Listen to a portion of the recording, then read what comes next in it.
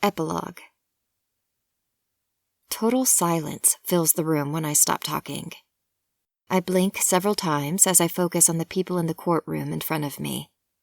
I've told my story about Bentley, ripped open my chest, and poured it all out. It feels good. It feels so dang good to share, to get it off my chest.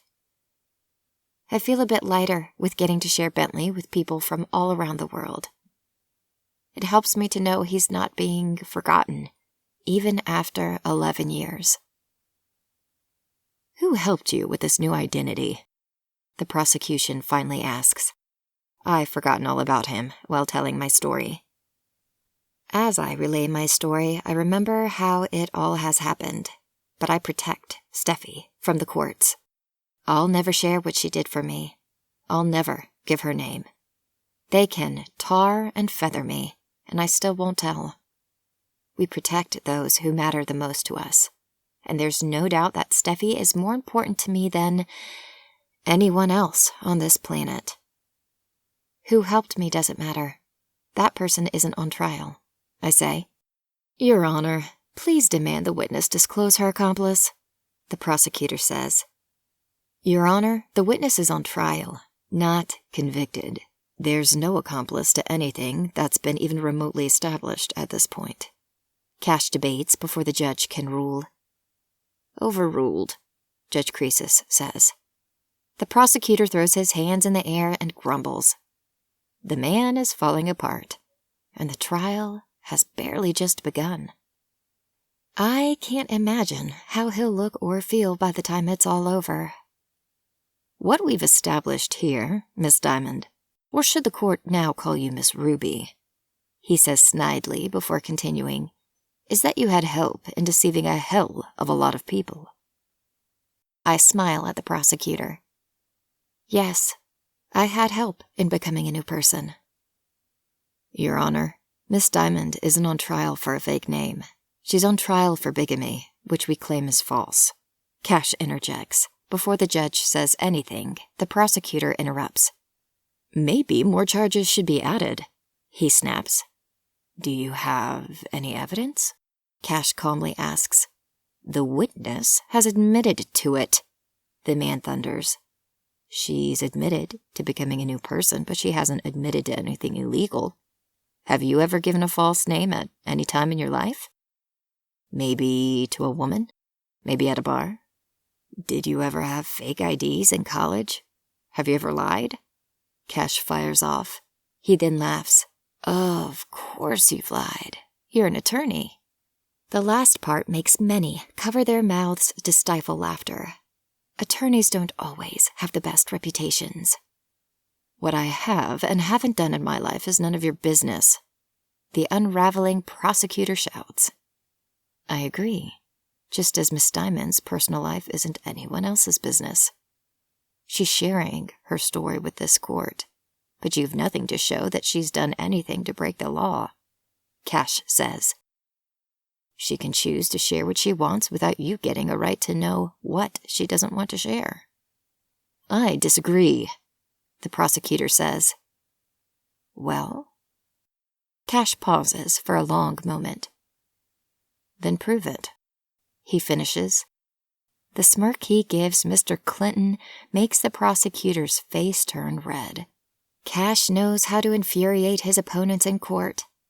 I like sitting back and watching the show. The audience seems to like it as well. We are proving it, the prosecutor retorts.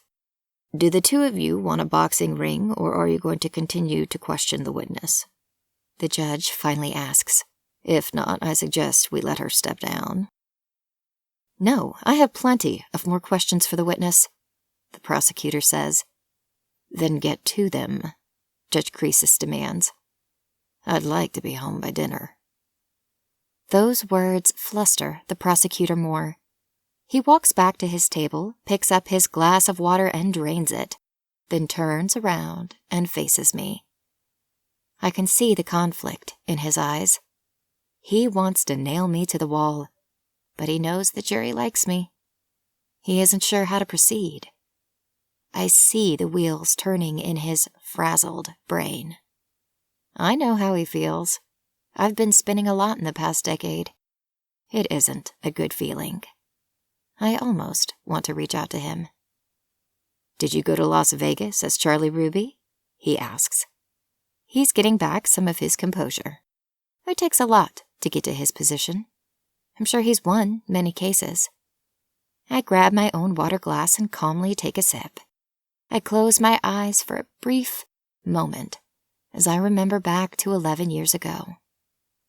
I need to think about me, not the prosecutor, right now. When I open my eyes again, I look around the courtroom, not ashamed of the life I've lived in the past decade. Then I face the prosecutor, feeling stronger again. Yes, I did. I don't add more.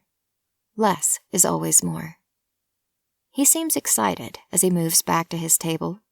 He grabs a photo, then moves over to the jury box and slaps it down as if he holds victory in the palm of his hands, and the jury is sure to feel it. This was all planned, Miss Diamond, all of it, he says. He's growing more confident, but I'm not worried at all.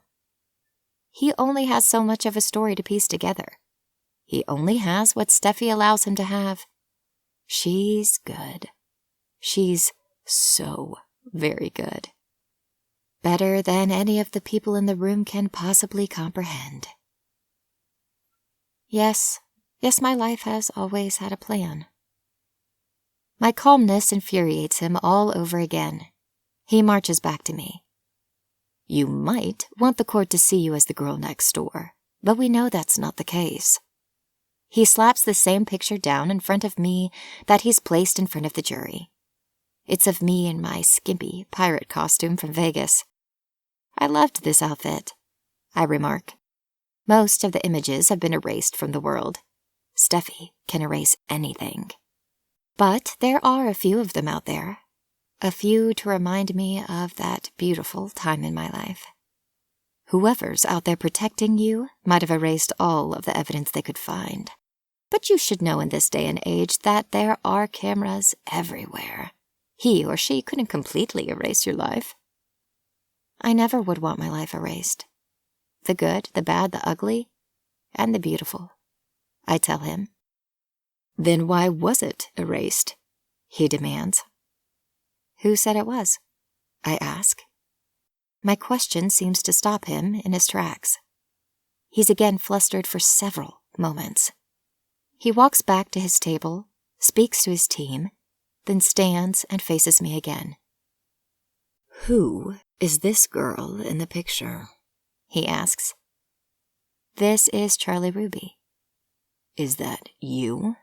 He questions. This time, I have a bit of a sad smile. Charlie Ruby died in Las Vegas. She no longer exists. There are murmurs in the courtroom at these bold words. What happened in Las Vegas?